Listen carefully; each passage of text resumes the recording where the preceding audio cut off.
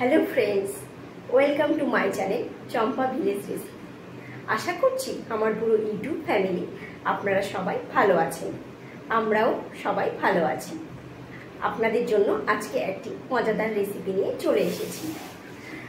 আমার এই রেসিপিটি ভালো লাগলে অবশ্যই চ্যানেলটিকে সাবস্ক্রাইব করবেন এবং পাশে থাকা বেল আইকনটিকে প্রেস করে রাখবেন, যাতে কোনো নতুন ভিডিও আপলোড করলে নোটিফিকেশানটি সবার আগে আপনার কাছে পৌঁছে যায়।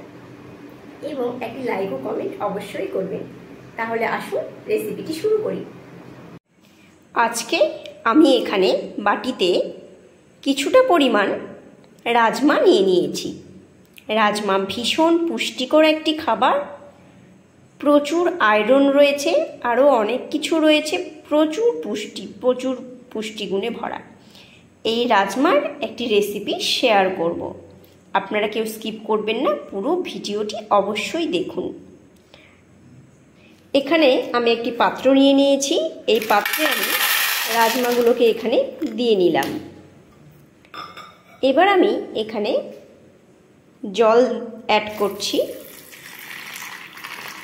আমি রাজমাগুলোকে ভিজিয়ে রাখব। রাজমাকে একটু ভিজিয়ে রাখলে ভালো। রাজমাগুলোকে আমি মোটামুটি 4 থেকে 6 ঘন্টা ভিজিয়ে রাখব। রাজমাগুলো ভিজিয়ে আমার এরকম বড় বড় বেশ হয়ে গেছে।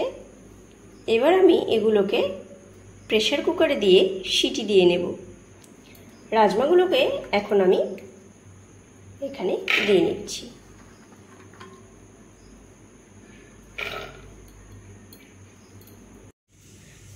রাজমা রান্নার জন্য আমি এখানে একটু পেঁয়াজ কুচিয়ে নিয়েছি, রসুন নিয়ে নিয়েছি, একটু আদা নিয়েছি, একটু কাঁচা লঙ্কা নিয়েছি, আর একটু আমি টমেটো নিয়ে নিয়েছি। আমি এই মিক্সিং জার নিয়ে নিয়েছি একটি। এখানে আমি এই আদাগুলোকে দিয়ে নেব, আর এই লঙ্কাগুলোকেও আমি এখানে দিয়ে নিচ্ছি। 3টে লঙ্কা দিয়ে নিলাম। আর এখানে আমি একটু জিরে দিয়ে এটিকে আমি পেস্ট করে নেব। এখানে আমি কিছুটা রসুনও দিয়ে নেব, কয়েকটি রসুন এখানে দেব। কড়া আমি বসিয়ে দিয়েছি।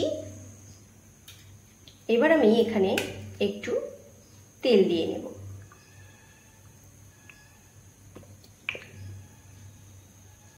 রাজমাগুলো আমার এইভাবে খুব ভালোভাবে সেদ্ধ হয়ে গেছে, খুব সুন্দরভাবে সেদ্ধ হয়েছে, সফট। তেল আমার গরম হয়ে গেছে। এবার এখানে আমি 2টো কাঁচা লঙ্কা আর একটুখানি 5 ফোড়ন দিয়ে নিলাম।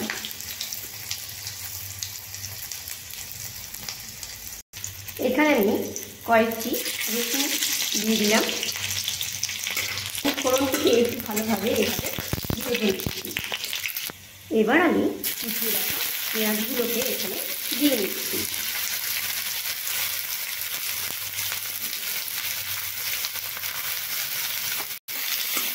পেঁয়াজগুলোকে আমি বেশ ভালোভাবে হালকা ব্রাউন করে ভেজে নেব।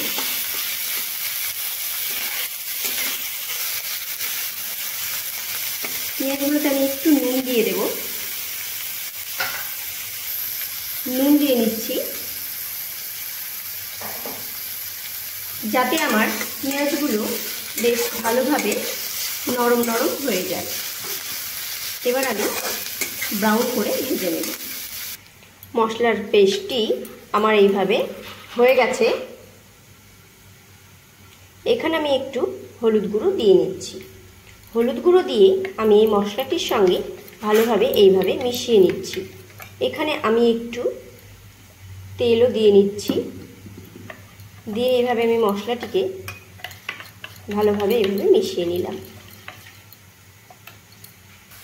পেঁয়াজগুলো আমার এইভাবে ব্রাউন হয়ে গেছে। এবার আমি এখানে টমেটোগুলোকে দিয়ে নেব।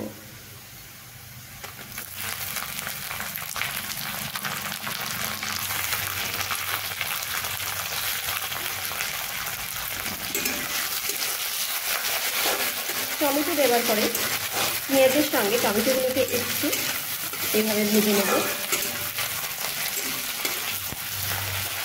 টমেটোগুলো আমার একটু ভাজা হতেই আমি এখানে রেডি করে রাখা মশলাটিকে দিয়ে নেব।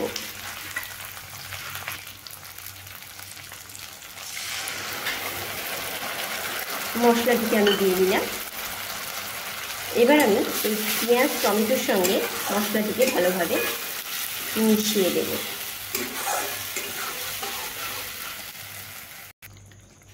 মশলাগুলো দেবার পরে আমি এখানে একটু জল দিয়ে নিচ্ছি। আর এখানে আমি একটু এটি চিকেন কারি মশলা, এই চিকেন কারি মশলাটাকে আমি এখানে দিয়ে নিচ্ছি। এই মশলাটি দেবার পরে গুঁড়োকে আমি ভালোভাবে মিশিয়ে নেব।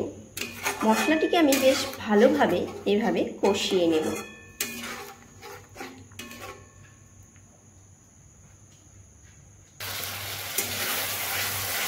মশলা দিয়ে বেশ তেল ছাড়তে শুরু করেছে।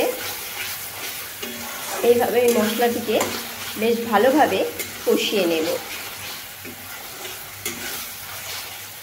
এবার আমি এখানে আমার সেদ্ধ করে রাখা রাজমাগুলোকে আমি দিয়ে দেব। আমি একসঙ্গেই রাজমা ও মশলাগুলোকে ভালোভাবে কষিয়ে নেব। এবার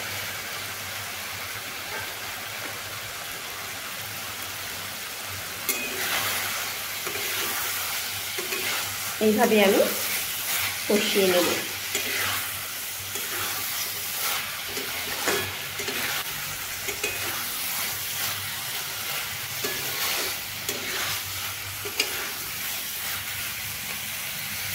এবার আমি এখানে স্বাদ মতো নুন দিয়ে নিচ্ছি। নুনের পরিমাণ সবসময় নিজেদের পছন্দ মতো দিতে হয়। আমার সব বন্ধুদের কাছেই অনেক অনেক ধন্যবাদ, যারা আমার পাশে সবসময় রয়েছে, এত সাপোর্ট করছেন। আর নতুন বন্ধুদের কাছে বিশেষ অনুরোধ, যারা এখনও আমার চ্যানেলটিকে সাবস্ক্রাইব করেননি, চ্যানেলটিকে সাবস্ক্রাইব করে পাশে থাকবেন। এবার আমি কিছুটা রাজমা এইভাবে হাতা দিয়ে চেপে চেপে কিছুটা আমি ভেঙে দেব। রাজমা এইভাবে ভাঙা ভাঙাভাবে রান্না করলে এটি কিন্তু খেতে বেশ টেস্টি লাগে। কিছুটা রাজমা আমার গোটা থাকবে আর কিছুটা রাজমাকে আমি ভেঙে দেব এইভাবে। এতে এর টেস্ট কিন্তু বেড়ে যাবে।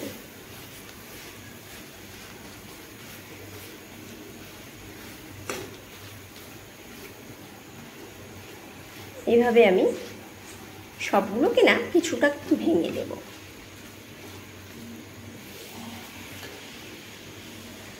এবারে আমি আরেকটু ভালোভাবে ভেঙে দেওয়ার পরে আরেকটু ভালোভাবে এইভাবে কষিয়ে নিচ্ছি। এবার এই রাজমাগুলো আমার কষানো হয়ে গেছে। এখন আমি এখানে রাজমা সেদ্ধ করা যে জলগুলো ছিল সেই জলটিকে আমি এখানে দিয়ে নেব।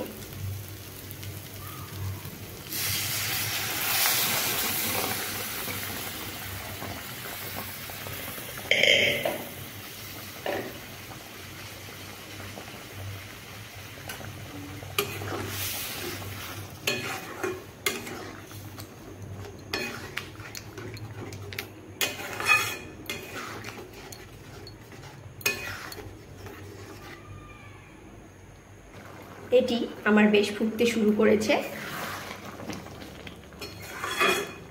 আমার হয়ে গেছে, আমি এখন নামিয়ে নেব। অনেকেই অনেকভাবেই রাজমা রান্না করে থাকে, আমি আমার পদ্ধতিটাই শেয়ার করলাম।